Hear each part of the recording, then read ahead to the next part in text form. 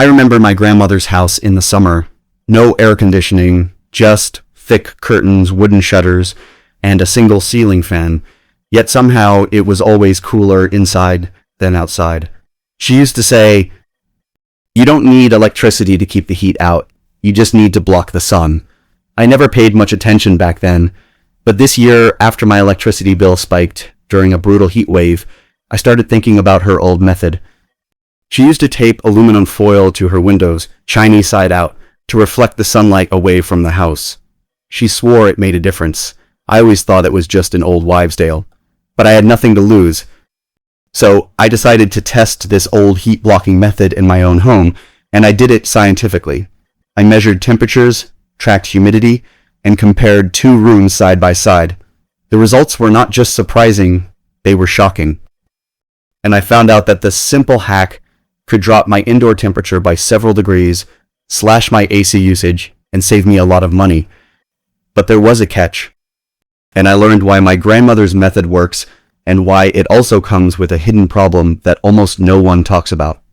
This is not a sponsored video. I bought the foil and tape from my own wallet. And honestly, I wish I had listened to my grandmother years ago. Let me give you some context about how much heat enters a home through windows. During a summer heat wave, the sun's rays can hit a window and heat up the glass to over 120 degrees Fahrenheit. That heat then radiates into the room, turning your home into an oven. Even with air conditioning, the compressor runs overtime to fight that incoming heat. Up to 40% of a home's cooling load can come from solar heat gain through windows. And that's why window coverings are so important. The old method I'm talking about is simple. Cover the windows with a reflective material, usually aluminum foil, to bounce the sunlight back out. The shiny surface reflects up to 95% of the visible light and a significant portion of the infrared heat as well. That means the glass doesn't heat up as much and less heat radiates inside. It's the same principle used in space blankets and emergency shelters.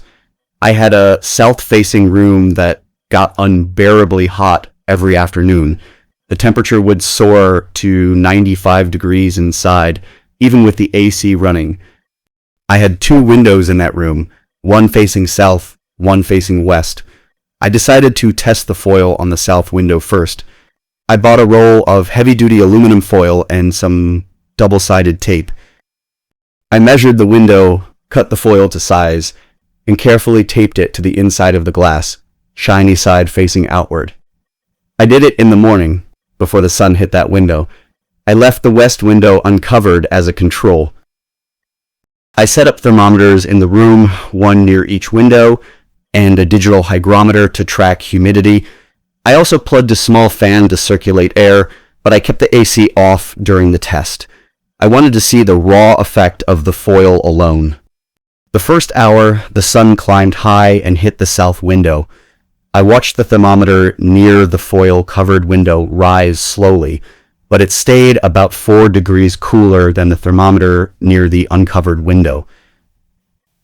By noon, the difference was 6 degrees. By 2 p.m., the peak of the heat, the covered window's thermometer read 88 degrees, while the uncovered one read 97 degrees, a 9-degree difference. I was astonished. I walked outside and touched the glass on the uncovered window.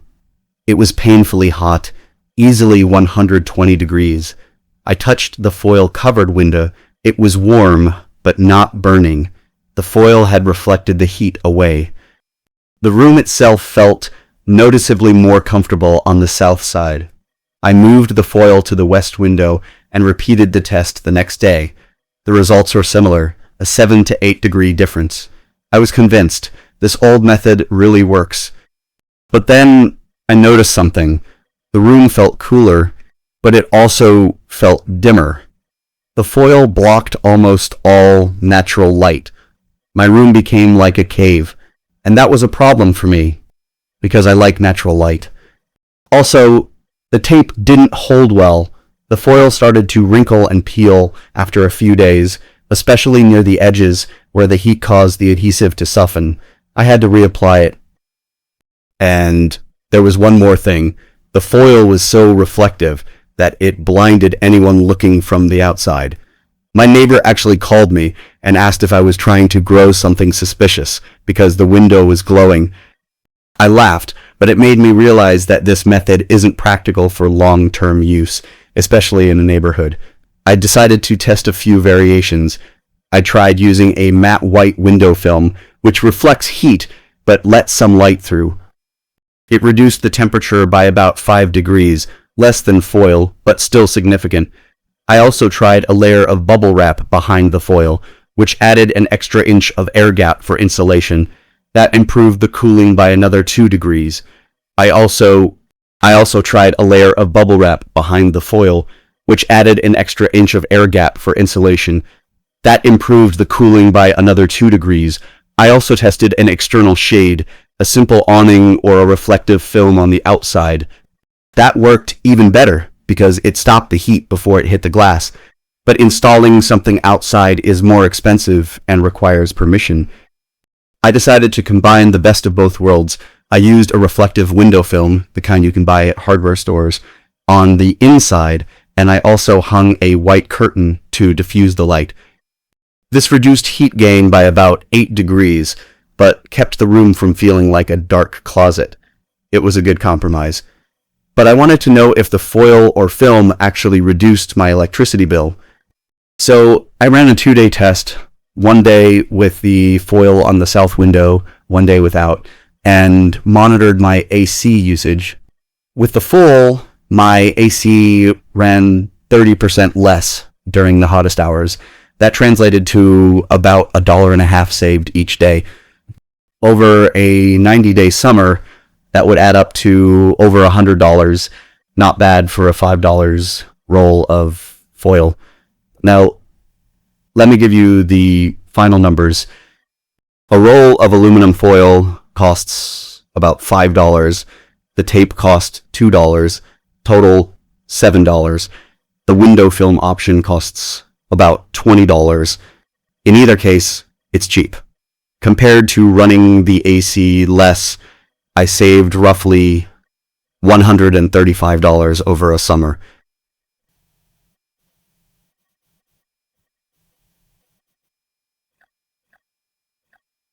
But I have to be honest about the limitations. Foil makes the room dark. You'll need artificial lighting during the day.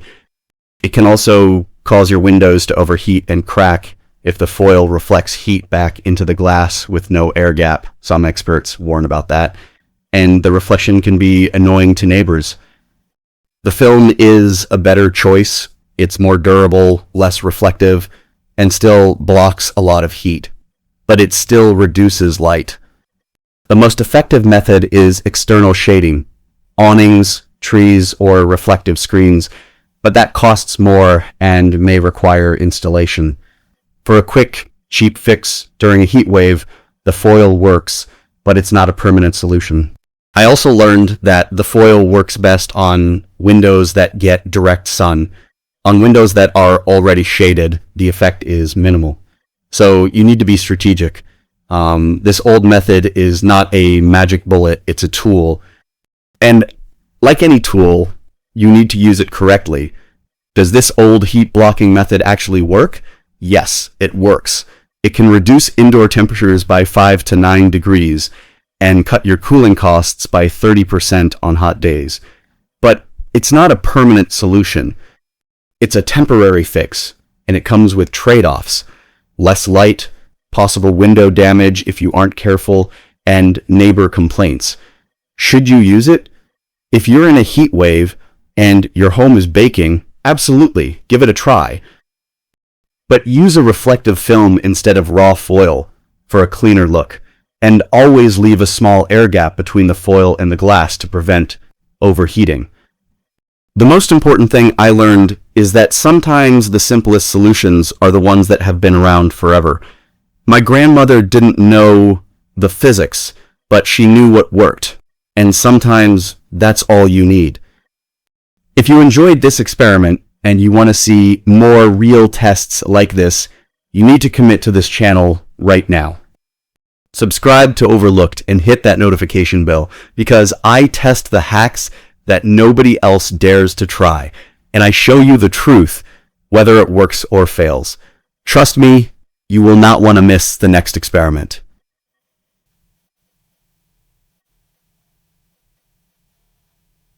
If you have ever used foil on your windows, or if you have any other heat-blocking hacks, let me know in the comments.